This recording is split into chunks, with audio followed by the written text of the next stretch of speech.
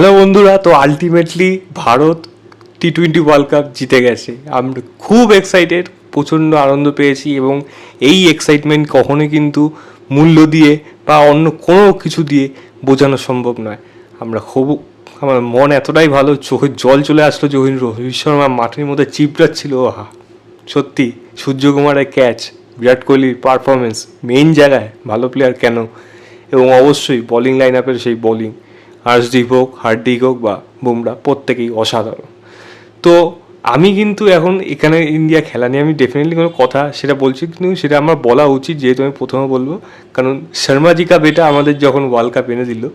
এখন আমি এখানে একটা সিনেমা রিভিউ করব যেটার নাম হলো শর্মাজি কি বেটি, যেটি অ্যামাজন প্রাইমে এসছে এবং যার ডিরেক্টর হলো আয়ুষ্মান খুরানা বউ তাহিরা কাশ্যপ, এবং এখানে লিড রোলে আছে হলো দিব্যা দত্ত, সাক্ষী তনওয়ার এবং স্যামি খের। এছাড়া শারিফ হাশমি আছে, অন্যান্য আর্টিস্টরা আছে। তো কেমন হলো এই সিনেমাটা?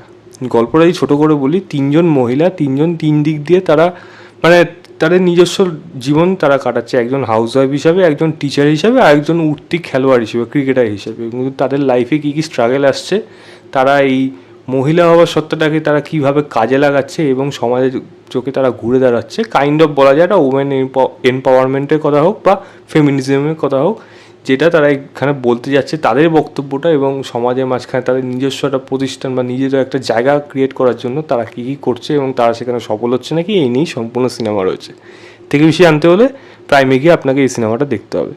দেখুন, সিনেমা হিসেবে যদি আমি বলি, এই সিনেমার কিছু জিনিস আইডিয়া ওয়াইজ যেমন ভালো ছিল, কিন্তু কিছু জিনিস এমনভাবে দেখানো হয়েছে, মানে সেই এক সেম ফর্মুলা ফলো করা, যে ছেলেদের খাটো করে নিচে করে মেয়েদেরকে উপরে দেখাবে, বা সেখানে মনে হচ্ছে মানে ছেলেটাকে ছেড়ে চলে আসছে কারণ তার সম্পর্কটা ঠিকঠাক টিকছে না, ছেলেটা যা চাচ্ছে সেটা মেয়ে চাইছে না। ডেফিনেটলি যেটা বলছিল সেটা কোনোভাবেই সাপোর্ট করা যায় না, এবং আমার মনে হয় না আজকালকার দিনে এরকম দিনে ম্যাক্সিমাম লোক অ্যাটলিস্ট কেউ এরকম করে থাকে। খুবই সামান্য কিছু কেস থাকতে পারে। তবে হ্যাঁ, যেটা এখানে দেখানো হচ্ছিল ক্রিকেটারের স্যামি খেরের দিকটা, সেটা একেবারেই বিশ্বাস করা যাচ্ছিল না, কারণ খুবই দোনোমনো ব্যাপার ছিল। এবং এরকম ধরনের ক্যারেক্টার আমরা ডেফিনেটলি চাই না, এবং এগুলো ফোর্সফুলি মেয়েদের গ্লোরিফাই করার জন্য, ছেলেদেরকে নিচে দেখানোর জন্য এগুলো করে থাকে। এবং সেই তুলনায় যদি বলি আরেকটা গল্পে, যেন সাক্ষী তনওয়ারের দিকটা, তার মেয়ে অল্প বয়সে পাকলে বা বুঝতেই তো পেরে গেছেন, তার দুঃখ চিরকাল, যেটা হয় সেই জিনিসটাই হয়েছে। তার প্রবলেম হলো তার একটা বয়স, ক্লাস 8-এ পড়ে, কিন্তু তার পিরিয়ডস হয় না, সেটা নিয়ে তার খুব চিন্তা। হ্যাঁ, ঠিক আছে, স্বাভাবিক ব্যাপার, খুব চিন্তার বিষয় আসতে পারে, কারণ আজকালকার দিনে বাচ্চাগুলো এত পেকে গেছে, কোন বয়সে কখন গিয়ে কী আলোচনা করবে এবং সেই আলোচনার মধ্যে কোন কোন জিনিস থাকবে। কারণ তার আলোচনার মধ্যে আরও এমন জিনিস রয়েছে, শুধু পিরিয়ডসের ব্যাপার না। পিরিয়ডসটা যদিও আমি শিক্ষা হিসাবে ধরে নিতে পারি, সেই জায়গাগুলো জানা উচিত। তার সঙ্গে তার যেই আদার যে সাইড ব্যাপারগুলো ছিল, যে কেন সে একজন মেয়ে হিসাবে নিজেকে প্রতিষ্ঠিত করতে পারছে না একদম সমাজে, বড়দের সিনিয়রদের দেখে কোথায় কোন কোন জায়গাগুলো তাকে আকর্ষণ করছে, যেগুলো প্রচণ্ড বাজে ছিল, প্রচণ্ড বাজে। এরকম ধরনের থার্ড ক্লাস মেন্টালিটি আমি অ্যাটলিস্ট মানতে পারবো না, যে এরকম ধরনের বাচ্চাদের মাথায় এরকম জিনিস থাকা উচিত। থাকে, এটা অস্বীকার করার জায়গা নেই, তবে আমার মনে হয় সেটা কোনো সমাজে ভালো দিক তুলে ধরে না। তো যাই হোক, সেই গল্পটা খুবই প্যাথেটিক ছিল। এবং আরেকটা, তার সাথে একটা বন্ধু ছিল, সেই মেয়েটা ক্লাস 8-এ মনে করছে সে LGBTQ কমিউনিটি। তো কী করে আমি এত ছোট বয়সে এই জিনিসগুলো তাদের মাথার মধ্যে আসে, মানে সমাজ, সোশ্যাল মিডিয়া, তার এফেক্ট এবং সাইড এফেক্ট কী ক্ষেত্রে যেতে পারে, যার উদাহরণ এই সিনেমার মধ্যে রয়েছে, যেটা এখানে দেখানো হয়েছে। এবং আরেকটা দিক ছিল দিব্যা দত্তের দিকটা, সে একজন হাউসওয়াইফ, তাকে বিভিন্ন জায়গায় সবার কাছ থেকে মানে তাচ্ছিল্য হতে হয়, যেহেতু সে একজন হাউসওয়াইফ, কিন্তু তার একটা লড়াই আছে, সেটা সে এখানে কীভাবে লড়ছে সেটাই নিয়ে সম্পূর্ণ গল্প রয়েছে। তো এই নিয়ে তিনজনের গল্প রয়েছে। তো বুঝতেই পারছেন সিনেমার মধ্যে কিছু জিনিস পজিটিভ আছে, আইডিয়া ওয়াইজ কিছু জিনিস আমার এখানে ঠিকঠাক লেগেছে, আবার কিছু জিনিস ঠিকঠাক লাগেনি। পারফরমেন্সে যদি কথা বলি, বেস্ট পারফরমেন্স দিয়েছে দিব্যা দত্ত, এবং তার জায়গা ইমোশনাল জায়গাগুলো কিন্তু বেশ ভালো ছিল। সাক্ষী তনওয়ারের কিছু জায়গা ছিল, একটা ডায়লগ ছিল ইমোশনাল, সেটা কিন্তু বেশ ভালো ছিল। এবং স্যামি খেরে যদি কথা বলি, স্যামি খেরে আমার সেরকম কোনো আহামরি কিছু আমার এখানে মনে হয়নি, এরকম রোল সে আগে করেওছে। শারিফ হাশমি এবং সাক্ষী জানোয়ারের যেই জায়গাটা ছিল সেটা তাও আমার ঠিকঠাক মনে হয়েছে, কিছুটা হলো।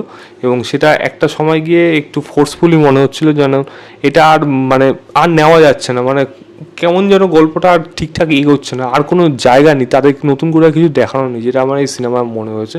দিব্যা দত্তের যেই জায়গাটা ছিল সেটা সবথেকে বেস্ট ছিল, কিন্তু বাট সেখানে কিছু প্রবলেম ছিল যার জন্য ওই গল্পটা সেরমভাবে হয়তো জায়গা করতে পারি, মানে টাচ করে যেতে পারছে না, মানে সেখানে মনে হচ্ছে ফোর্সফুলি ব্যাপারটা জিনিস চলে আসছে, যেটা অন্য দুটো গল্পে বেশি আসছে, দিব্যা দত্তের গল্পে সেটা তুলনায় একটু হলেও কম আসছে। এবং স্যামি ক্যারেক্টার তো মানে অদ্ভুত টাইপের গল্প, মানে ছেলেটা অ্যাক্টর হতে চায় এবং মেয়েটা ক্রিকেটার হতে চায়, ছেলেটা নিজের ড্রিম ফলো করবে, মেয়েটাকে ক্রিকেট ছেড়ে তাকে সাথে থাকতে হবে, মানে এই ধরনের কনসেপ্ট এবং এই ধরনের মেন্টালিটি নিয়ে ছেলেদের ছোটো দেখিয়ে বড় মেয়েদের ভালো দেখানো আমার আর মনে হয় না সেটা উচিত। আমি অ্যাটলিস্ট এরকম ধরনের দর্শক না, এমন অনেক ছেলে আছে, বা মেয়েটার লড়াইয়ে ছেলেটার পাশে থাকলো, সেই জিনিসগুলো যদি দেখানো যায় কেন খারাপ হবে না? এরকম তো জিনিস হয় না। এখন তো মেয়েদের জন্য ছেলেরা বেশি স্যাক্রিফাইস করে, জীবনে সমস্ত কিছু ছেড়ে দিয়ে সর্বশান্ত হয়ে যাচ্ছে, সেই জিনিসগুলো তো কোথাও কেউ দেখানোর কোনো সাহস নেই যে সেরকম কনসেপ্টে সিনেমা আনবে, চলবে না তো। তো সেরকম জিনিস দেখানোর সাহস আনুন, তারপর বোঝা যাবে, কারণ যেটা ঠিক না সেই জিনিসটা দেখানো উচিত না। আপনার উদ্দেশ্য একটা থাকতে পারে, আপনি ফেমিনিস্ট হতে পারেন, আপনি মহিলাদের নিয়ে মাতামাতি করবেন, ঠিক আছে, এবং এমন অনেক পুরুষও আছে যেটা মহিলাদের মাতামাতিতে প্রচণ্ড তারা গর্ব মনে করে, বা তাদের এম্পাওয়ারমেন্টটাকে তারা যেইভাবে মিসইউজ করে সেটাকে তারা মনে করে না তাদের হাতেই পাওয়ারটা এসছে এবং তারা সেটা ডিজার্ভ করে। তো সেই সমস্ত পুরুষগুলোর থেকেও সাবধান থাকবেন, কারণ এরকম ধরনের বিষ চারিদিকে ছড়িয়ে রয়েছে, খালি পুরুষ সব দিকেই রয়েছে। যাই হোক, আপনারা সিনেমাটা দেখতে পারেন, আমার কাছে সিনেমাটা একটা বিলো অ্যাভারেজ সিনেমা, আমি কোনো রেটিং দিচ্ছি না, দেখা ইচ্ছে হলে দেখতে পারেন, প্রাইমে অ্যাভেলেবেল আছে, দেখে জানাবেন আপনাদের কেমন লাগলো। তো এই ছিল আমার ওভারঅল রিভিউ শর্মাজি কি বেটি। শর্মাজি কা বেটা আমাকে আজকে পুরো মন ভরিয়ে দিল, আর খেলা দেখার আগে আমি অবশ্যই সিনেমাটা দেখেছিলাম, তখন শর্মাজি কি বেটি আমার মন খারাপ করে দিয়েছিল। যাই হোক, আলটিমেটলি ইন্ডিয়া ওয়ার্ল্ড কাপ পেয়েছে, এটা আমরা খুশি, এবং আমি তো খুব খুশি। শর্মাজি কা বেটা ওয়ার্ল্ড কাপ লেকার আয়া। ভিডিওটা ভালো লাগলে লাইক, শেয়ার এবং চ্যানেলটাকে সাবস্ক্রাইব করে দেবেন। বাই।